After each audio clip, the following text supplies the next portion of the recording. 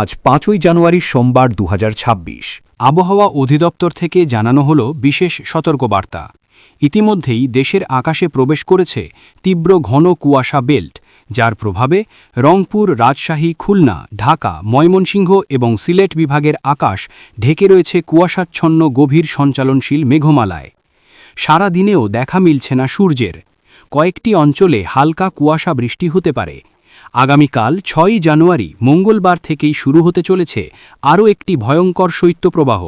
তাপমাত্রা নেমে যেতে পারে ৫ থেকে ৬ ডিগ্রি সেলসিয়াসের কাছাকাছি।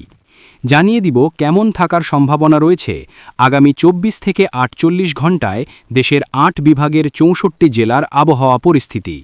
তাই ভিডিওটিতে লাইক দিয়ে চ্যানেলটি সাবস্ক্রাইব করে রাখুন। ঘণ্টায় ৭ থেকে ৮ কিলোমিটার বেগে উত্তরের হিমালয় থেকে ধেয়ে আসছে শৈত্যপ্রবাহের কনকনে ঠান্ডা বাতাস। ফলে শৈত্যপ্রবাহ আরও তীব্র আকার ধারণ করতে শুরু করেছে। ৬ জানুয়ারি মঙ্গলবার অস্থায়ীভাবে আংশিক মেঘলা আকাশ সহ সারা দেশের আবহাওয়া শুষ্ক থাকতে পারে এবং আগামীকাল থেকেই তাপমাত্রা আরও কমতে পারে বলে ধারণা করছে বাংলাদেশ ওয়েদার অবজারভেশন টিম।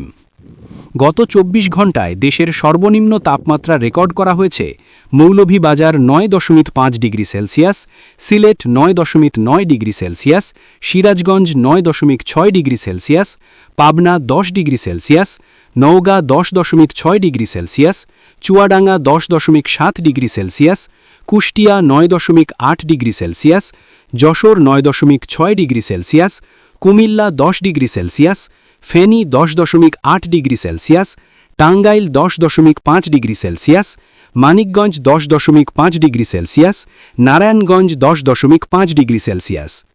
এছাড়াও গত ২৪ ঘণ্টায় ঢাকা, রাজশাহী, খুলনা, বরিশাল, চট্টগ্রাম, ময়মনসিংহ, সিলেট এবং রংপুর বিভাগে বিভিন্ন অঞ্চলে তাপমাত্রা ছিল ১১ থেকে ১২ ডিগ্রি সেলসিয়াসের নিচে।